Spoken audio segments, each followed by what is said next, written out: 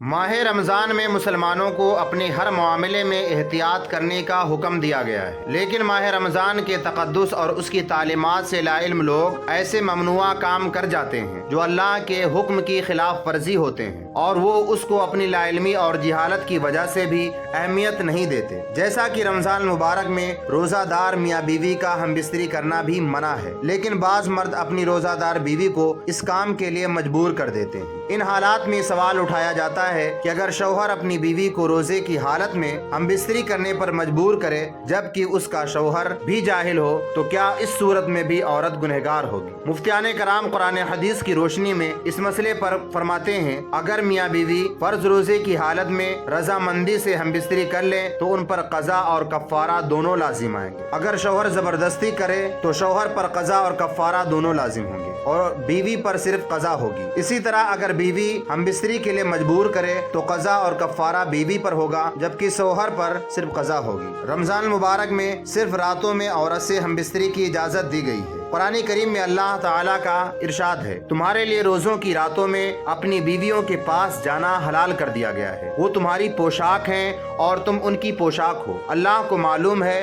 कि तुम अपने हक में खयानत करते थे, सो उसने तुम्हारे हाल पर रहम किया और तुम्हें माफ फरमा दिया। बस अब रोज़ों की रातों में उनसे मुबाशरत किया करो और अल्लाह ने तुम्हारे लिख दिया है जो चाहो करो। इस आयत करीमा में बड़े वाज़े अंदाज से माह रमज़ान में सिर्फ रात के वक्त में ही हमबिस्तरी करने की इजाज़त दी गई है। अगर कोई हालत रोज़ा में हमबिस्तरी करता है तो उस पर कफ़ारा और कज़ा वाजिब हो जाता है। मुफ्तियाने कराम फरमाते हैं कि कज़ा का तरीका ये है कि रमज़ान मुबारक के बाद एक रोज़ा रखा जाए, जबकि कफ़ारा का तरीका ये है कि जिस शख्स पर कफ़ारा वाजिब है अगर कुदरत रखता है तो एक गुलाम आज़ाद करे। आजकल चूँकि गुलामी का खात्मा हो चुका है, लिहाजा कफ़ारा की ये सूरत गैर मौसर है। या 60 दिन मुसलसल रोज़े रखे या 60 मिस्कीनों को पेट भर करके खाना खिलाए।